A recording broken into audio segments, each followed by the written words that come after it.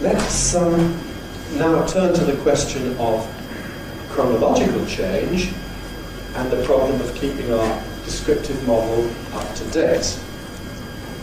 It's 100 years now since Daniel Jones was a young man. He was born in 1881, so 100 years ago he was aged 13. By that time his language was established, fixed, and I think it's clear that in spite of his objectivity, his claims to objectivity, that in general, like most phoneticians describing English, he described essentially his own pronunciation.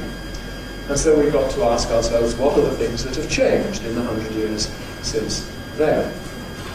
Well, here are some of them. Point 1 on the handout, I think this is one that is complete right now. 50 years ago, 100 years ago, many people pronounced words like cloth, that's a lexical set of cloth, with or, so to say cloth and cough and cross, Charing Cross, to be lost, where now we say off, cough, cloth, cross, lost. The dividing point appears to be the Second World War. Talking with older teachers of speech and drama who discussed this with me, they told me that until then they used to teach this as part of standard English, as they called it, as part of beautiful pronunciation for actors and actresses. But from the Second World War onwards, they abandoned this as unrealistic. It's certainly unrealistic nowadays.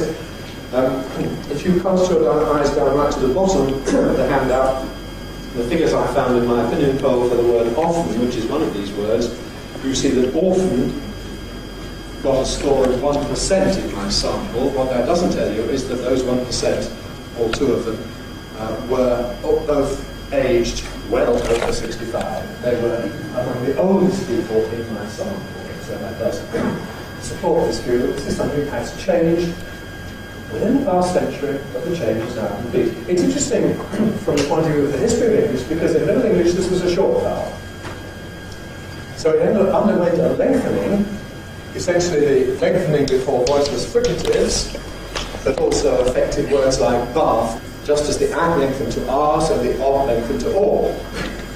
But for reasons we don't really know, that change was undone. I think clearly in the north of England, the short vowel remained and was never lengthened, and for some reason the northern pronunciation then took over again in the south of England, so that it has ended up as the general pronunciation in the case of R, though not of course in the case of R, where the south retains and R, he retains long R in laugh, laugh, hearts.